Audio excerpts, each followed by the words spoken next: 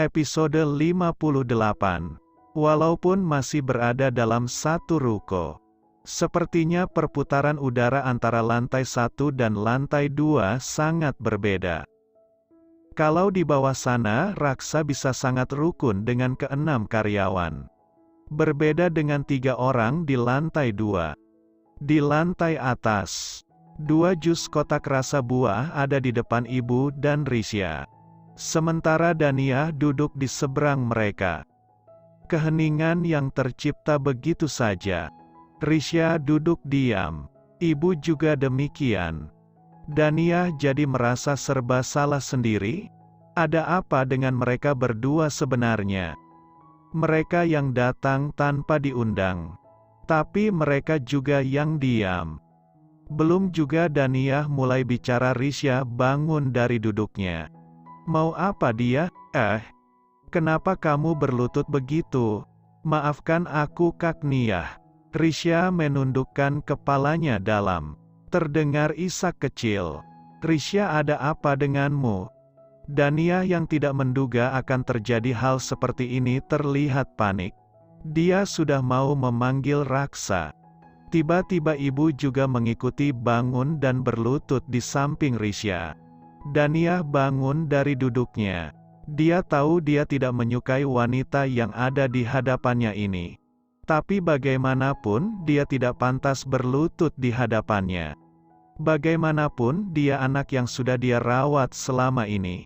Walaupun dia merawat dengan konsep tanpa kasih sayang sekalipun.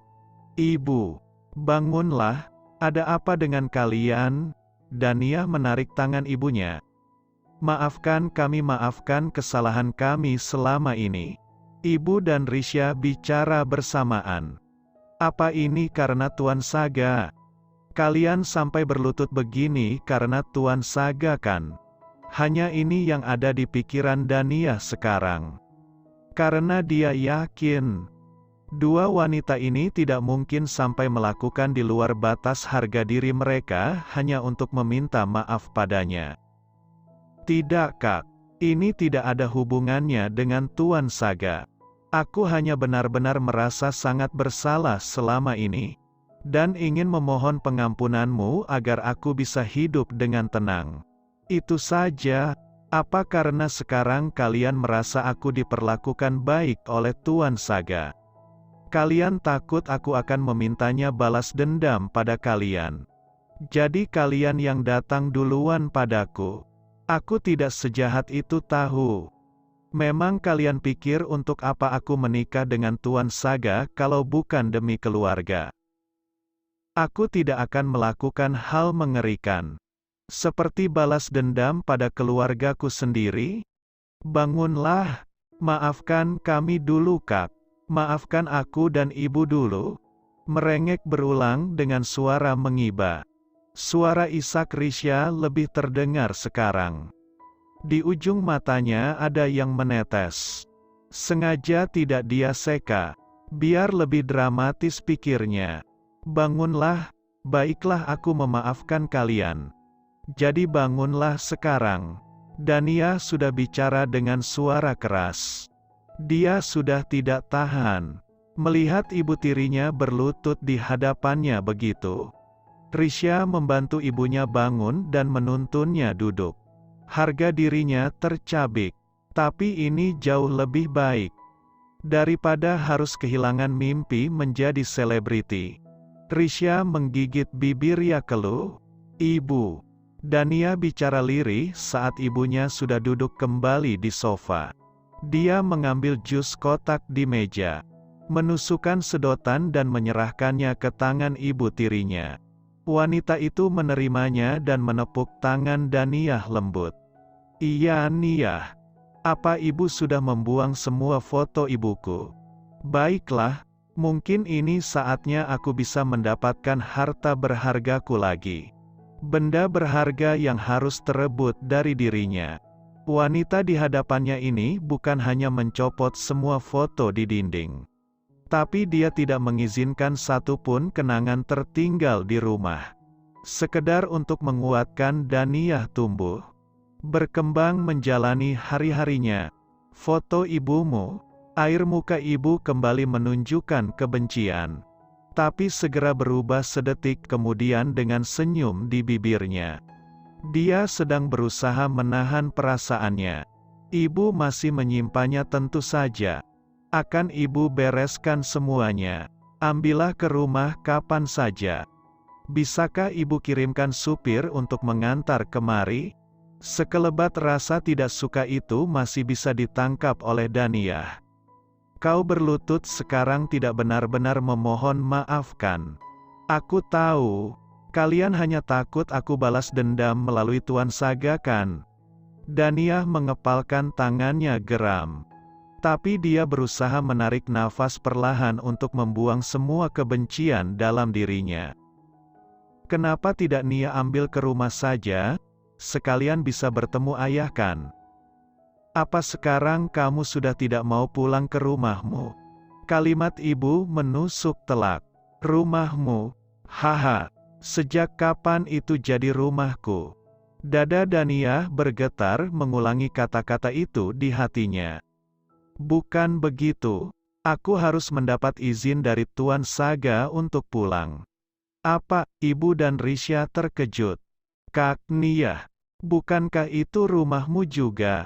Kenapa Tuan Saga melarangmu untuk pulang? Tanyakan saja padanya kalau mau tahu. Aku juga tidak tahu kenapa dia melarangku pulang ke rumah. Aku tidak perlu mengatakannya kalau sebenarnya aku pun dilarang bertemu kalian kan. Aku hanya boleh bertemu dengan Raksa tanpa izin terlebih dahulu. Nia, hubunganmu dengan Tuan Saga benar-benar baik kan? Ibu tersenyum bertanya. Tapi Daniyah hanya berpikir kalau ibu hanya ingin memastikan sesuatu. Baiklah, ayo bersandiwara kalau hubungan kami itu luar biasa baiknya. Supaya kalian tidak menggangguku lagi. Tentu saja Bu, hubungan kami sangat baik. Tuan Saga memperlakukanku sangat baik. Bahkan aku berpikir, mungkin akan segera hamil karena seringnya Tuan Saga. Hehe, Daniyah menutup wajahnya dengan tangan. Menunduk malu, dia mengintip melalui celah tangan bagaimana reaksi terkejut Risha dan ibu. Kalian sudah kehilangan kata-kata kanyang, terdengar selanjutnya hanyalah kalimat puji-pujian. Baik kepada Daniyah ataupun Tua Saga. Risha berpikir sudah jatuh masuk ke dalam air kehinaan sekalian menjilat saja. Mereka sudah kehilangan harga diri. Di hadapan Daniyah sekarang yang mereka lakukan cukup bersikap baik dan ramah saja. Sampai waktunya Raksa naik dan mengajak pulang.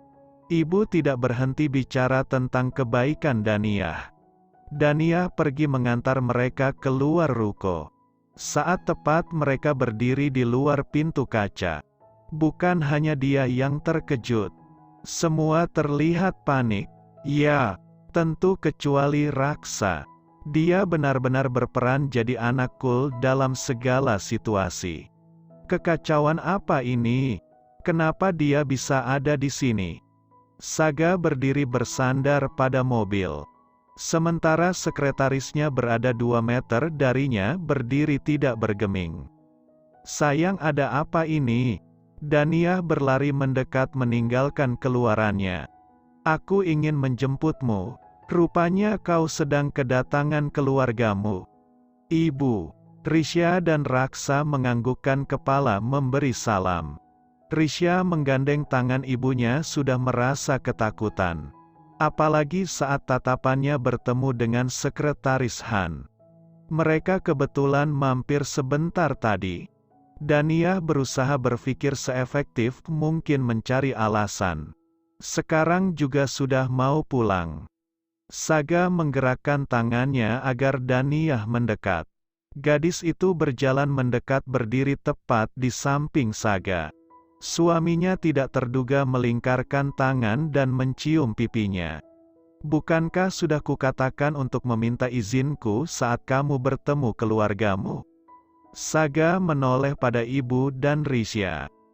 Apa Han tidak memberitahu kalian? Kalau aku tidak suka kalian menemui istriku tanpa pemberitahuan. Maafkan kami Tuan Saga. Sayang, mereka hanya mampir. Dan aku sudah menyampaikan pada sekretaris Han tadi. Saga meraba bibir Daniyah, membuat gadis itu tidak melanjutkan kalimatnya. Sial, aku hanya mengatakan kalau yang datang hanya Raksa. Jangan banyak alasan. Terima hukumanmu nanti karena melanggar kata-kataku. Senyum tipis di bibir Saga berarti abis kamu. Sebuah mobil mendekat.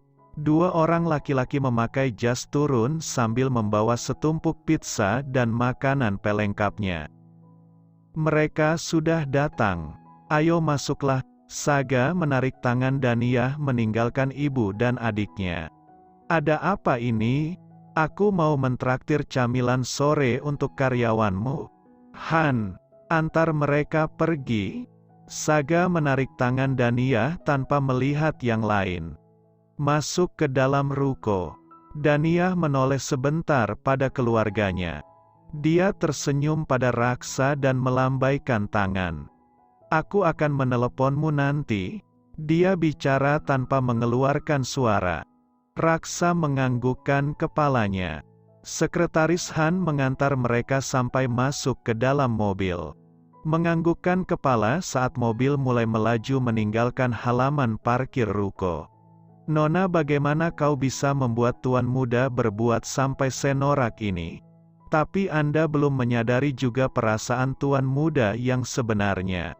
Cih, apa semerepotkan ini yang namanya jatuh cinta?